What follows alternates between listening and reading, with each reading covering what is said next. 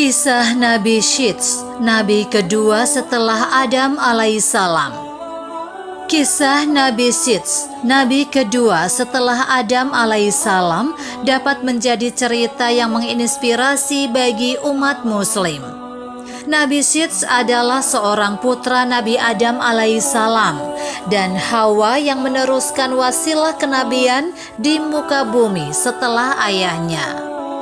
Bisa dibilang Nabi Syits adalah nabi kedua setelah Adam alaihissalam. Nabi Syits termasuk guru Nabi Idris alaihissalam yang pertama kali mengajarkan baca tulis, ilmu falak, menjinakkan kuda, dan lain-lain. Dalam kitab Qasas Al-Anbiya, sebagaimana diceritakan Salim Umar Alatas, disebutkan Nabi Adam sempat menderita sakit selama 11 hari sebelum wafat. Saat masih sakit, Nabi Adam berwasiat kepada Syits untuk meneruskan wasilah kenabian. Nabi Adam juga sempat mengingatkan Syits untuk menjaga kerahasiaan mandat tersebut agar tidak sampai diketahui oleh putranya yang pendengki, Habil. Menurut Ibnu Abbas, Syits dilahirkan ketika Nabi Adam berusia 930 tahun.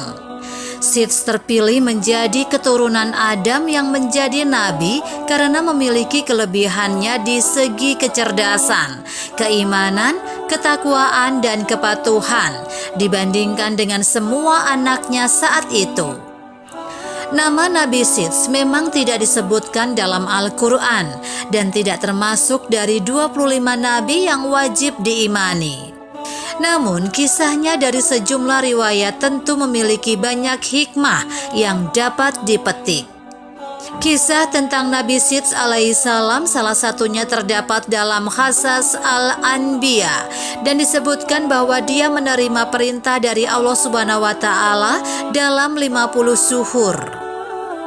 Mendapat perintah memerangi Habil. Kisah awal kelahiran Nabi Syits sendiri memang bermula dari peristiwa pembunuhan Habil terhadap Habil. Habil bisa disebut sebagai awal mula angkara murka di muka bumi setelah Nabi Adam diturunkan ke dunia. Setelah Adam mengetahui Habil terbunuh, selama setahun dia tidak tertawa dan tidak bergaul dengan Hawa. Maka Allah Subhanahu wa Ta'ala berfirman kepadanya, "Hai Adam, sampai kapan tangisan dan kesedihan ini? Sesungguhnya aku akan memberikan pengganti dari anak itu untukmu dengan anak yang terpercaya dan akan menjadi nabi, dan dari keturunannya akan kujadikan para nabi hingga hari kiamat. Tandanya adalah dia akan dilahirkan sendirian, tidak mempunyai saudara sekandung. Apabila lahir anak itu, namailah dia Syits." Dalam bahasa Suryani, nama tersebut Syits berarti hamba Allah. Ketika Hawa mengandung sang anak yakni Syits, kandungannya tidak terasa berat dan dia melahirkannya tanpa dengan susah payah. Hawa melahirkan Syits beberapa tahun setelah terjadinya pembunuhan Habil oleh saudaranya sendiri, Habil. Sebelum Nabi Adam wafat, Syits menerima beberapa wasiat dari ayahnya, termasuk perintah untuk memerangi Habil yang durjana. Nabi Adam memberitahukan Syits tentang akan terjadinya topan dan kehancuran alam.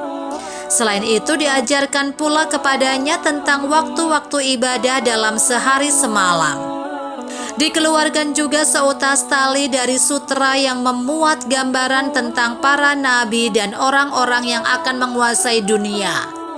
Tali tersebut diturunkan kepada Adam dari surga dan diberikannya kepada Syits untuk dilipat dan disimpan di dalam tabut atau sejenis peti yang harus terkunci. Adam lalu mencabut beberapa lembar rambut dari janggutnya dan meletakkannya ke dalam tabut sambil berkata, "Hai anakku, ambillah rambut-rambut ini dan bawalah bersamamu ketika menghadapi urusan yang penting. Rambut-rambut ini akan membantumu mengalahkan musuh selama masih ada bersamamu. Apabila engkau melihat rambut-rambut tersebut memutih, maka ketahuilah bahwa ajalmu telah dekat dan engkau akan meninggal pada tahun itu. Kemudian Nabi Adam mencopot cincinnya dan memberikannya kepada Sits, serta menyerahkan tabut dan syuhuf yang telah diturunkan kepadanya. Adam berkata, "Wahai anakku, perangilah saudaramu Habil. Sesungguhnya Allah Subhanahu wa Ta'ala akan menolongmu untuk mengalahkannya."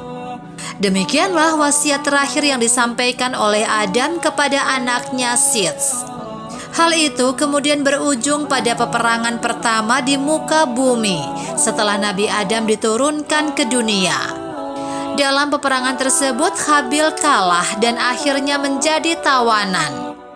Kedua tangan Habil dibelenggu ke atas pundak dan dia ditahan di tempat yang sangat panas hingga meninggal. Wallahu alam.